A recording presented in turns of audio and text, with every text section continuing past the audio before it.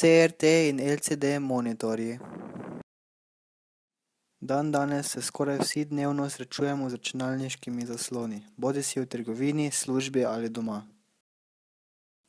Uporabljamo večinoma novejše LCD monitorje, vsekakor pa ne smemo pozabiti na starejše CRT monitorje, ki imajo še danes nekatere prednosti. CRT monitorje, ki so okrajšava za Cathode Ray Tube, je izumil Carl Ferdinand Braun. Naprava je sestavljena iz katodne cevi, v kateri je vakuum. Na začetku cevi se v barvnih monitorjih nahajajo 3 katode. To so segrete nitke, ki glede na električni signal tvorijo snop elektronov, anoda na drugi strani katodne cevi nato pospeši elektrone proti sebi, hkrati pa ustavi elektrone, ki odstopajo. Da elektroni padejo na poljubno točko na ekranu, poskrbita 2 tuljavi, ki sta naviti okrog katodne cevi in tvorita magnetno polje. S tem nato spreminjamo horizontalen in vertikalen odklon snopa elektronov, tako da pade na želeno mesto na ekranu.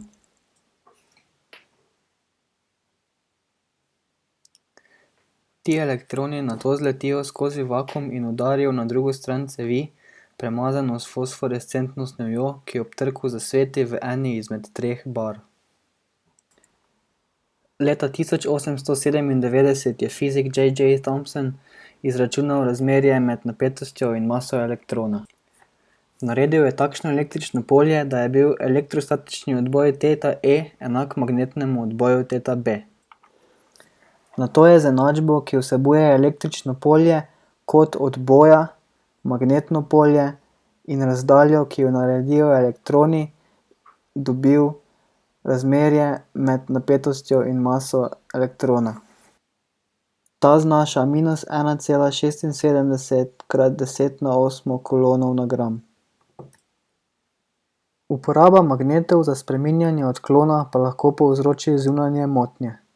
Kot lahko vidimo, lahko že s precej šibkim magnetom dosežemo lasten odklon snopa elektronov, ki nato ne padejo na pravo mesto na ekranu. To privede do razbarvanja vzdolž magnetnih silnic pridruženega magneta.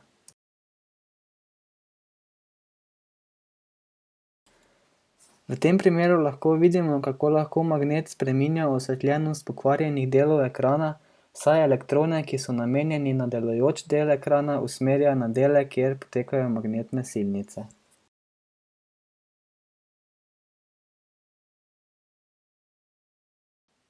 Novejša tehnologija se imenuje LCD, ki pomeni Liquid Crystal Display. V širšo prodajo so prišli v drugi polovici preteklega desetletja in kar hitro prekosili prodajo CRT monitorjev, saj so tanjši, lažji in porabijo manj energije. Poleg tega pa lahko dosegajo veliko večje velikosti zaslona.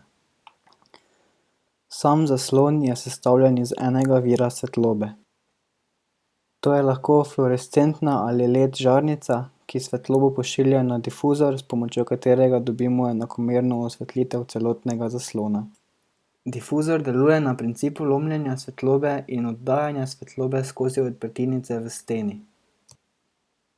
Da izničimo pojav pikic, na ploščo položimo različne filtre. Na osvetljeno ozadje nato spadata 2 polarizacijska filtra, med katerima je steklo, ki vsebuje tekoče kristale. Ko svetloba iz ozadja pade na prvi polarizacijski filter, ta skozi spusti le vodoravno svetlobo. Ker drugi polarizacijski filter prepušča le navpično svetlobo, celice za njim ne dobijo svetlobe. Tukaj uporabimo tekoče kristale. Če takšen tekoči kristal pogledamo od blizu, opazimo na obeh straneh 2 transparentni elektrodi, kot tudi horizontalno in vertikalno jedkano steklo. Tekoči kristali se navadno orientirajo poljubno, dokler jih stekli ne postavita v pravo pozicijo. Ko svetloba prehaja čez stisnjen tekoči kristal, se svetloba naravno ukrivlja z ukrivljenostjo kristalov, tako da se na koncu zavrti za 90 stopinj in pride do drugega filtra v pravi poziciji za pretok svetlobe. Če med kristale vstavimo elektrode in skoznje pošljemo napetost, se kristali naravnajo glede na električne silnice in tako svetloba na drugi polarizacijski filter ne pride pravokotno. Piksel ne zasveti. Ko te kristale vstavimo nazaj v piksel, vidimo, da svetloba najprej preide skozi horizontalen polarizacijski filter, ki skozi spusti le horizontalno svetlobo. Ko preide preko kristala, se zavrti za 90 stopinj in preide skozi vertikalen polarizacijski filter na barvne filtre. Če pa vklopimo elektrode, tekoči kristali več ne ukrivljajo svetlobe in ta se ustavi pri vertikalnem polarizacijskem filtru. S spreminjanjem napetosti med elektrodama lahko uravnavamo, koliko svetlobe pride skozi vsak barvni filter in s tem spreminjamo barvo piksla. Pri barvah mislimo, kako svetli so rdeč, moder in zelen barvni filter. Vrednost 255 pomeni, da je filter popolnoma osvetljen. Vrednost 0 pa pomeni, da filter ni osvetljen. Če so vse vrednosti 0, celoten piksel izgleda črn.